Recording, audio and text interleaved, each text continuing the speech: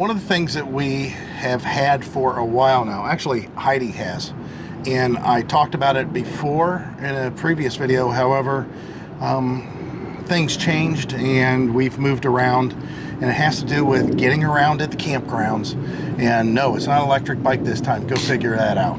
Well, I gotta switch hats. Let me switch hats too. So let's go do that. You watch the intro. We'll be right back. What have you been up to? I've been riding on a daydream.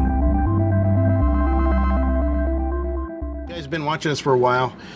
We've had a slew of electric bikes, and by far they're the easiest way to get around to everywhere we want to go without taking the truck.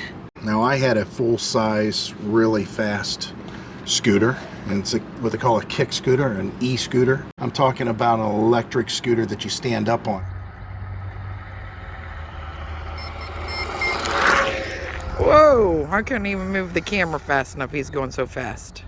That big fast scooter was really nice. I would still love to have it, but I think I wasn't utilizing it enough. So, and at the time we had electric bikes and it was just getting in the way. What I'm getting ready to show you now is probably the smallest and easiest and longest lasting for us as far as one piece of transportation that we use in the campground and out of the campground. When you get to some of these parks that have bike trails that go for miles, it's really nice that you can hop on the scooter and ride it and enjoy it, with some limitation. I mean, these things aren't like a electric bicycle per se, but then again it is, because you know, electric bikes, they say they have ranges of anywhere from 20 to 80 miles, and quite honestly I think that I wouldn't feel very comfortable going more than probably 15 miles round trip. And it's the same with the scooters. We don't go that far. But what we do use it for definitely is running around inside the park, especially when you get some of the bigger parks like Orlando and you need to take your trash to the compactor. You know, it's nice. It's nice just to be able to hop on and go get your mail, do whatever. Run around the park, just enjoy the park. But again, like I said, trails, you can ride them on trails. And I'm talking about paved trails that people would walk on, not hiking trails. They're not made for that. My last one you could go off-road, but let's go ahead and show you the scooter. Yeah, so what we got here is the Ninebot G30 Max. The original. It's the original. Not the new one. The new one's a little bit It's got less. a built-in LED light, dual brake system. It says electrical and mechanical, weather resistant. You know, I'm gonna be riding through mud puddles. And it says 18.6 miles an hour with the 40-mile range. How fast have you gotten it? I thought I was You did. 19. You did. Yeah, that's what I thought. I thought it was 19.9. I don't remember, tell you the truth. Sorry. He's struggling with So- the mess we got here. This is the bag, and I just ordered another one. Even though the bag's starting to fall apart inside, it's still doing the job. The dennier's really hard, but this is what the scooter looks like once it's out of the box. It is like a little piece of tank equipment. It will break, but we throw it around. It's charged when we feel like it. Yep. We keep it clean. We don't ride through puddles. But it's more, I guess I should say it was more like a Swiss Army knife. It just does what we want every time. So like in this instance, this campground's relatively big and the trash can's pretty far away. We go for our walks, but who wants to walk half a mile carrying trash? Yeah. Sometimes we may go a few days also. So Well, this is probably the furthest the trash has been. yeah, maybe Orlando. Orlando is pretty close too. It was actually probably about the same, because yeah, Orlando was kind of centrally located. So let me tell you why this scooter and why we bought another one like this. When we first bought hers, it was last year, and we were in Palatka, yeah. We were at Half Shell Resort, and we knew that we wanted to have a scooter to try out. I think it was on sale at the time. Might have been Amazon Day possibly.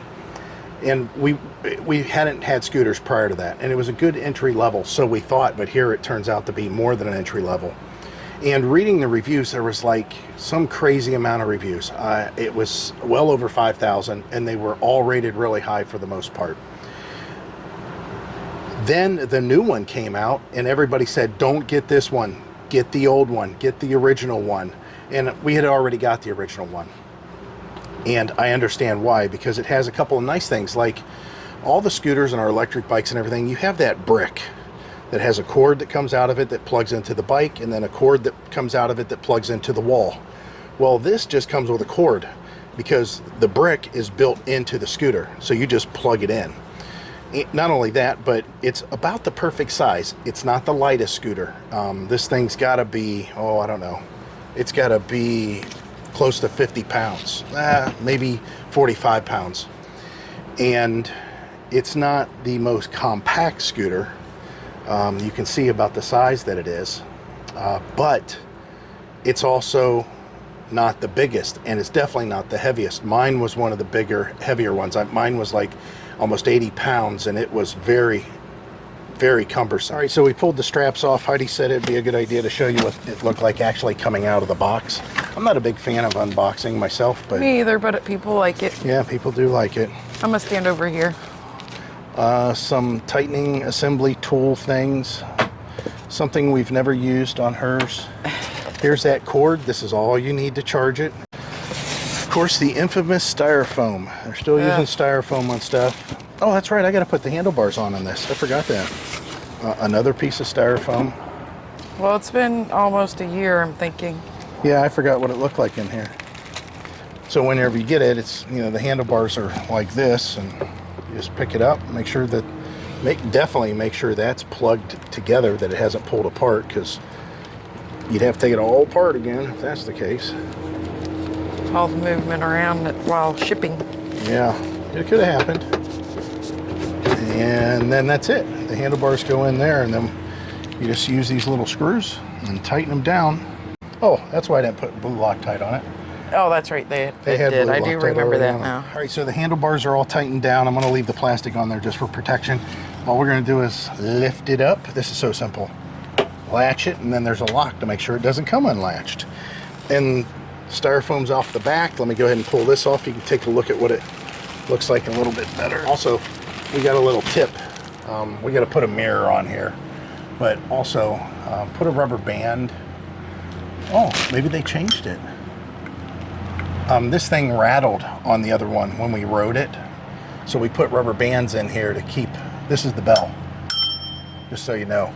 But when you drive, sometimes the rattling makes some noise. But that's our tip. That's our super tip. Okay, now to get this out of the box. Oh, how do you help with the box a little? The cardboard was hanging onto it. Now pull those off. And of course, we're gonna have to check the tire pressure. But this is essentially it. Now we're gonna go into too much detail on this because I think we talked about it on the last one, but there is an app activation required.